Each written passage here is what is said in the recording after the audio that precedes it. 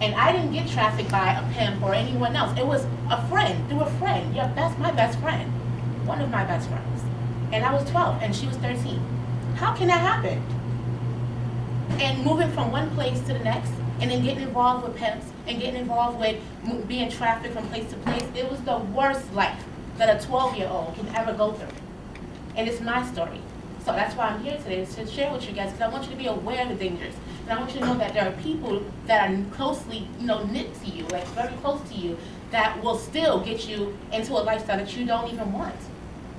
You understand? And it's very important as police officers, soon to be. A lot of you don't want to, not be able to understand what's going on with the person on the outside, So, you want to know that there is something that's going on in someone's lifestyle, and you want to be able to connect with them. You want to know what's going on. Because just as sure as all of us are sitting here right now in this moment, some of us could have gone through this and is afraid to talk about it because of embarrassment or shame. Some people tell me, you're standing here, you should be ashamed. But I'm not. Because my job is here to help teenagers and you understand the dangers of this. I mean, it's very detrimental to us. And it hurts us. And if it don't hurt you when you're younger, it will hurt you when you're older, mentally, physically, in different ways in your relationships. Okay? All right. So another way to get involved is through pimps. Now, can we pinpoint a pimp on the street today?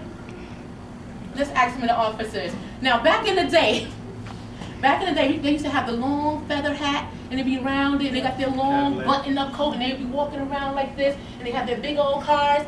That was back in the day. Now, we can't tell what they look like, because they look like us. And that's the truth.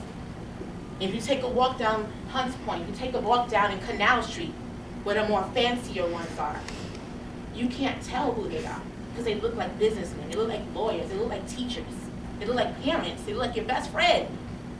And this is happening right underneath our nose. And because it don't affect us naturally, and it's not happening to us, we don't know what's happening. We don't know how to understand it. Okay? The last way is through traffickers. Traffickers can be anyone. Like I said, it could be your mother, it could be your father, it could be your uncle, your aunt, a best friend, a teacher, anyone. Okay? And their job is to basically make money off of you. They don't care how you get it. You better come back home, and you better come back with my money. I want that money, or you're going to get a busted lip. Or you're going to be broken and torn up. They're going to hurt you so bad. They're going to put you back on the drugs that you don't want anymore. And they don't care. At any will, they want what they want, when they want it. They don't care how young you are. They don't care if you never had sex before. They don't care about any of that. Their job is to make that money, and you are their property.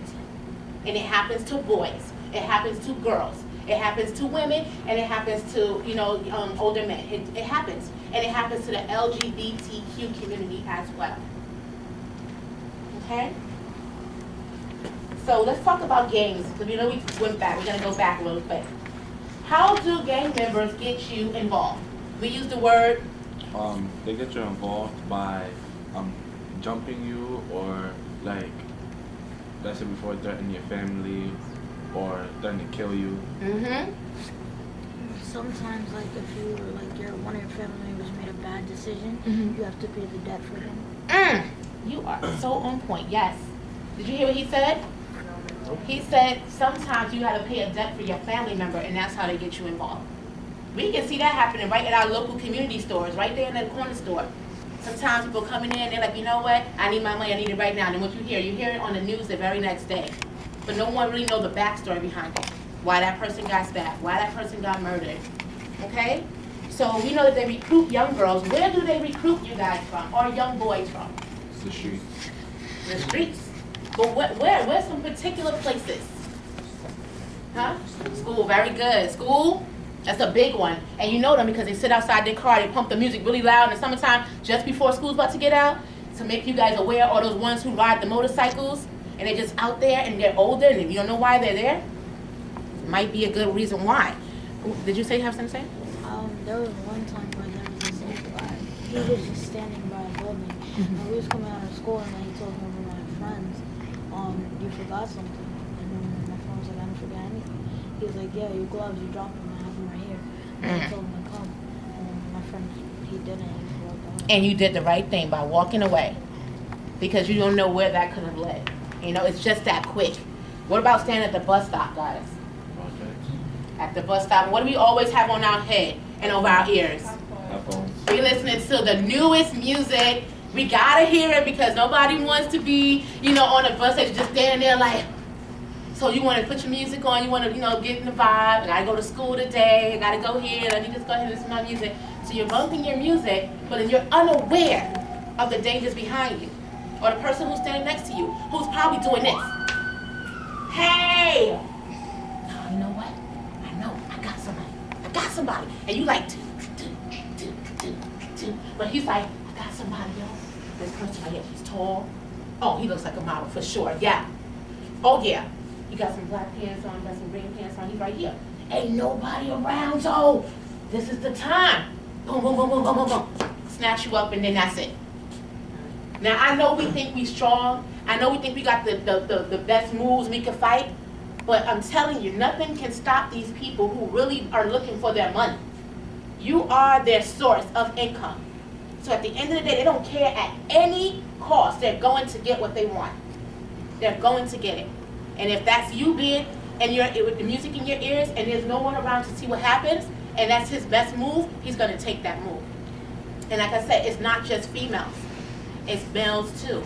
So I know sometimes you think, oh, I'm a boy, they're not going to do nothing with me. Yes, they will.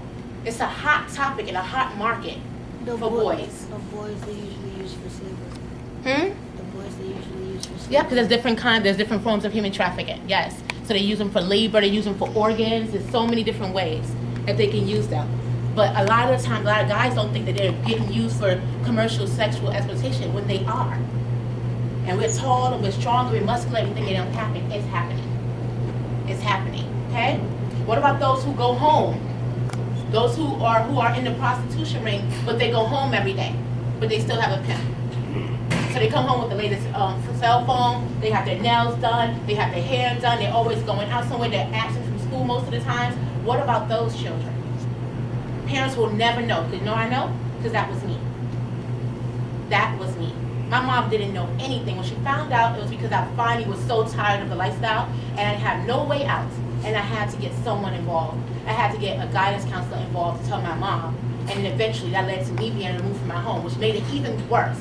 Because when I entered the ACS, which is child welfare, my lifestyle changed. Because right around the corner from the homeless shelter that I was staying in the group home, it was basically a pimp right on 42nd Street around the corner. So then now I'm prone to seeing it. I'm prone to having it happen.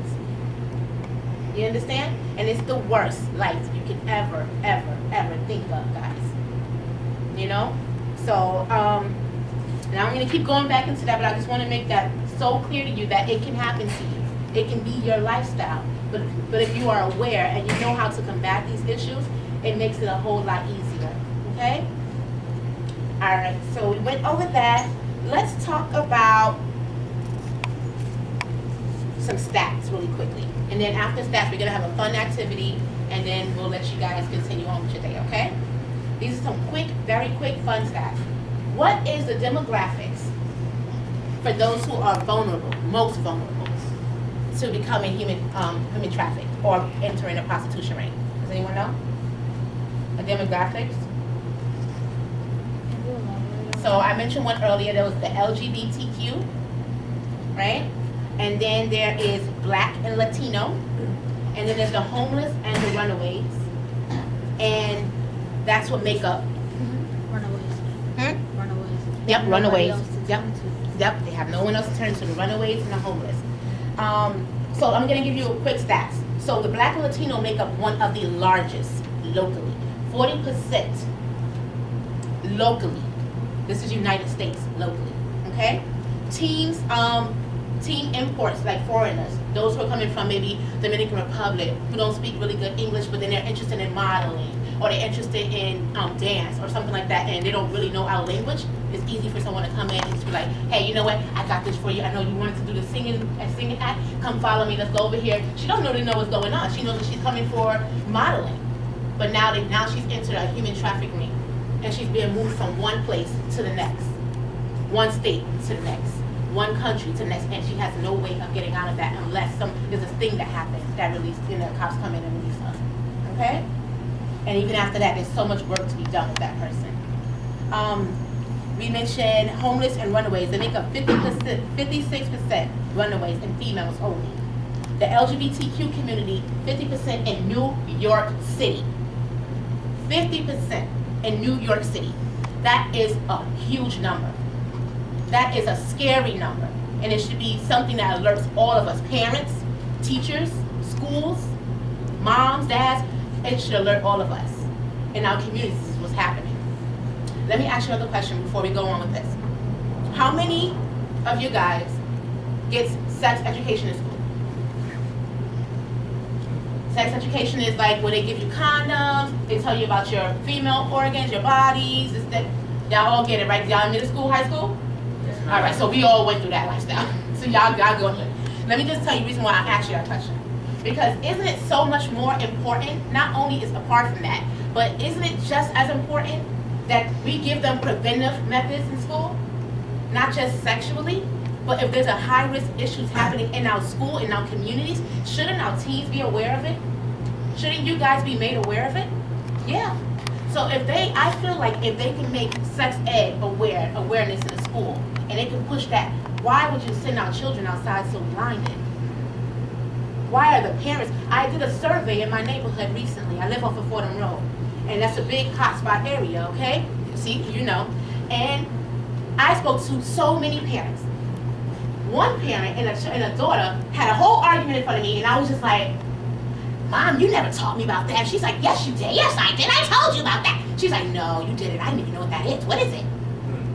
But right down the block from us at St. James Park, I know you might know that area, St. James Park, it's a huge human trafficking area for teenagers, teen prostitutes at nighttime, under the Ford I train.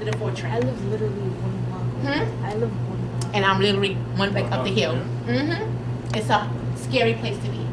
And so where there is human trafficking, where there's teen prostitution, there's somebody that's a pimp, there's someone that is right around the corner. And you live in this community, and you're going so blindly, don't know what's going on. And your parents didn't tell you, your teachers didn't tell you, you didn't Google it because it's not on your mind. But that's when they send people like Officer here and other people who do outreach that come out here and tell you guys so that you guys are aware of the dangers around you, okay? Okay? So the next one is globally, okay? Global human trafficking stats is 59% women, 17% girls, 14% men, and 10% boys. So when we say that boys don't really have nothing to do with this, that's not true. Because Human Trafficking Hotline says otherwise. Okay? All right. So now this is going to be hopefully the fun part. Does anyone like sports? Oh, Joe, look. They love sports. Okay, awesome. So I'm going to introduce Joe back to you guys. This is Joseph. He's the Executive Director at Freedom Youth LLC. And he will take it over from here with you guys on prevention methods and what we're doing in the community, okay? Thank you.